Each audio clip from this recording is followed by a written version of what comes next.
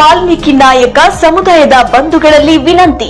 ಸಾಮಾಜಿಕ ಮತ್ತು ಶೈಕ್ಷಣಿಕ ಜಾತಿ ಗಣತಿಯಲ್ಲಿ ನಮ್ಮ ಸಮಾಜದ ಯಾವುದೇ ಕುಲ ಬೆಡಗು ಏನೇ ಇರಲಿ ಜಾತಿ ಕಾಲಂ 9ರಲ್ಲಿ ನಾಯಕ ಎಂದು ಹಾಗೂ ಉಪಜಾತಿ ಕಾಲಂ 11ರಲ್ಲಿ ವಾಲ್ಮೀಕಿ ಬೆಡಗು ನಾಯಕ ಇದರ ಕೋಡ್ C38.2 ಎಂದು ಬರೆಸಬೇಕಾಗಿ ಈ ಮೂಲಕ ತಮ್ಮಲ್ಲಿ ಕೇಳಿಕೊಳ್ಳುತ್ತೇವೆ.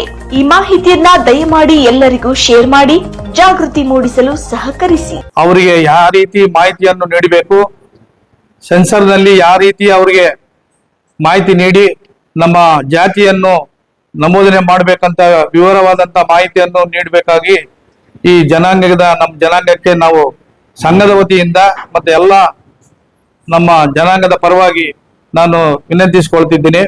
ಈಗ ಸರ್ಕಾರದವರು ಈಗಾಗಲೇ 22ನೇ ತಾರೀಕಿಗೆ ಜನಗಣತಿಯನ್ನು ನಾವು ಪ್ರಾರಂಭ ಮಾಡ್ತೀವಿ ಅಂತೇಳಿ ಘೋಷಣೆ ಮಾಡಿದ್ದಾರೆ.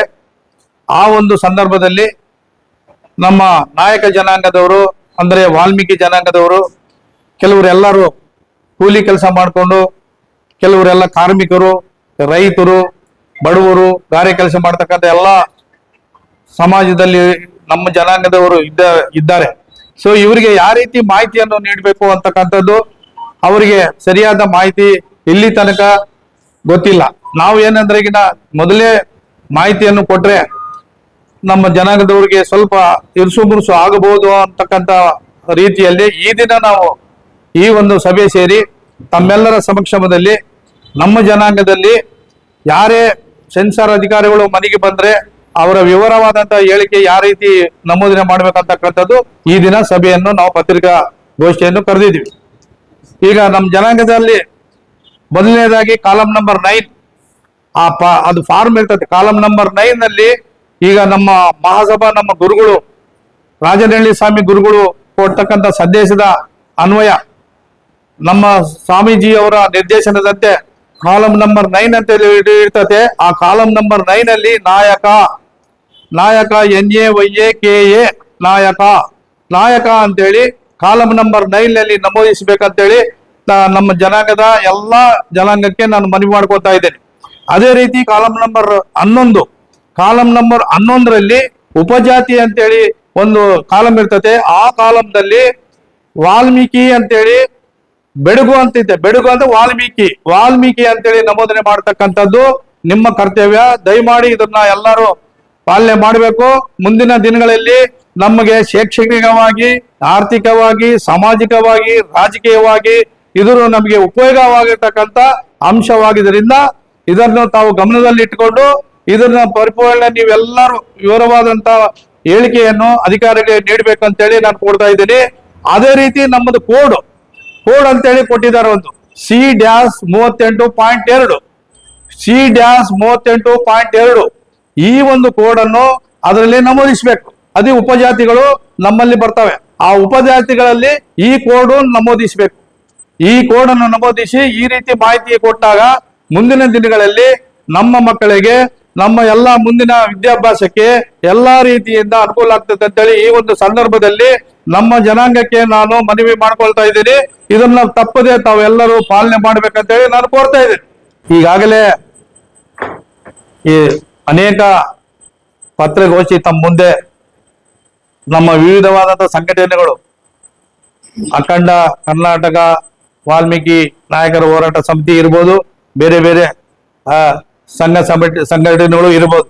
ಆದರೆ ಇದು ಅಥೆಂಟಿಕೇಟೆಡ್ ರಿಜಿಸ್ಟರ್ ಆಗಿರ್ತಕ್ಕಂಥದ್ದು 1949 ನಲ್ಲಿ ಇದು ಸ್ಥಾಪನೆ ಮಾಡಿರ್ತಕ್ಕಂಥ ಸಂಘ. ಇದು 1949 ಅಲ್ಲಿಪುರ ಹನುಮಂತಪ್ಪನವರು, VN ಗಿರಿಮಲಪ್ಪನವರು ಕಟ್ಟಿ ಬೆಳೆಸಿರ್ತಕ್ಕಂಥ ಈ ಸಂಘ. ಇದರಲ್ಲಿ ನಮ್ಮ G ರುದ್ರಪ್ಪನವರು ಹಿರಿಯರು ಇದ್ದಾರೆ. ಅವ್ರ ಜೊತೆಗೆ ನಾವೆಲ್ಲ ಕೂಡಿಕೊಂಡು ಎಲ್ಲರ ಸಹಕಾರದಿಂದ ಅವರ ಮಾರ್ಗದರ್ಶನದಿಂದ ನಾವು ಕೆಲಸ ಮಾಡ್ಕೊಂಡು ಬಂದಿದ್ದೀವಿ. ಈ ಒಂದು ಸಂದರ್ಭದಲ್ಲಿ ಈ ಒಂದು ಸಂಘದಲ್ಲಿ ಈ ಸಂಘಕ್ಕೆ ಇತಿಹಾಸ ಇದೆ. ಇಲ್ಲಿ ಅನೇಕ ಗಣ್ಯಮಾನ್ಯರು ಈ ಹಾಸ್ಟೆಲ್ ಇತ್ತು, ಇಲ್ಲಿ ವಾಲ್ಮೀಕಿ ಹಾಸ್ಟೆಲ್ ಅಂತೇಳಿ, ಈಗಲೂ ವಾಲ್ಮೀಕಿ ಹಾಸ್ಟೆಲ್ ಅಂತೇಳಿ ಕರೀತಾರೆ ಎಲ್ಲರೂ. ಈ ವಾಲ್ಮೀಕಿ ಹಾಸ್ಟೆಲ್ ಅಲ್ಲಿ ಎಷ್ಟೋ ಜನ ಅಧಿಕಾರಿಗಳು ಓದ್ಕೊಂಡು ದೊಡ್ಡ ದೊಡ್ಡ ಆಫೀಸರ್ಗಳಾಗಿದ್ದಾರೆ. ಚೀಫ್ ಜಸ್ಟಿಸ್ ವರೆಗೆ ಹೋಗಿದ್ದಾರೆ ಈ ಹಾಸ್ಟೆಲ್ ಅಲ್ಲಿ ಓದ್ಕೊಂಡಿರ್ತಕ್ಕಂಥವ್ರು. ಅಂತ ಇತಿಹಾಸ ಇರ್ತಕ್ಕಂಥ ಈ ಒಂದು ಸಂಘ, ಈ ಒಂದು ಸಂಘದಲ್ಲಿ ಅನೇಕರು ಹೋರಾಟ ಮಾಡಿ ಇದು ನಮ್ಮ ಜನಾಂಗದ ವಾಲ್ಮೀಕಿ ನಾಯಕ ಜನಾಂಗವನ್ನು ಎಸ್ ಟಿಗೆ ಸೇರ್ಸಕ ಪ್ರಯತ್ನ ಮಾಡಿ ಎಲ್ಲ ಎಸ್ ಟಿ ಆಯ್ತು. ಈಗ ನಮಗೆ 3% ರಿಸರ್ವೇಶನ್ ಕೊಟ್ಟಿದ್ದಾರೆ, 7% ಮೊನ್ನೆ ಅನುಮೋದನೆ ಆಯ್ತು. ಆದರೆ ಶೈಕ್ಷಣಿಕವಾಗಿ ಉದ್ಯೋಗವಾಗಿ 3%ದಲ್ಲಿ ಇದ್ದೀವಿ ನಾವು. ಇಂಥ ಸಮಯದಲ್ಲಿ ಕುರುಬ ಜನಾಂಗದವರು ಕೂಡ ಎಸ್ ಟಿಗೆ ಸೇರಿಸ್ಬೇಕಂತೇಳಿ ಈಗಾಗಲೇ ಸರ್ಕಾರದವರು ಇದನ್ನೆಲ್ಲ ಶಿಫಾರಸು ಮಾಡಕ ಪ್ರಯತ್ನ ಮಾಡ್ತಾ ಇದ್ದಾರೆ. ಈ ಹಿಂದೆ ಬಿಜೆಪಿ ಸರ್ಕಾರದವರು ಕೂಡ ಕುರುಬ ಜನಾಂಗದವ್ರನ್ನ ಎಸ್ ಟಿಗೆ ಸೇರಿಸ್ಬೇಕಂತ ಒಂದ್ಸಾರಿ ಶಿಫಾರಸು ಮಾಡಿದ್ರು. ಕೇಂದ್ರ ಸರ್ಕಾರದಿಂದ ಅದು ವಾಪಸ್ ಬಂತು. ಬುಡಕಟ್ಟ ಕೇಂದ್ರದಲ್ಲಿ ಬುಡಕಟ್ಟ ನಿರ್ದೇಶನಾಲಯದಿಂದ ಅದು ವಾಪಸ್ ಬಂತು. ಕೆಲವೊಂದು ನ್ಯೂನ್ಯಗಳಿದಾವೆ.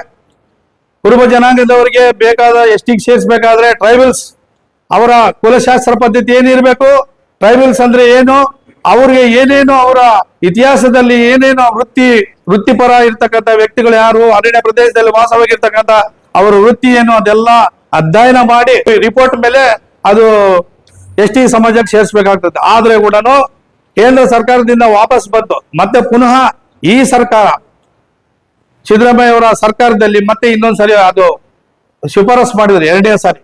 ಅದು ಕೂಡ ಸರಿಯಾದ ರೀತಿಯಿಂದ ಇಲ್ಲ, ಇದು ಮಾಡಕ್ ಬರಲ್ಲ ಅಂತೇಳಿ 2ನೇ ಸಾರಿ ಕೂಡ ವಾಪಸ್ ಬಂತು.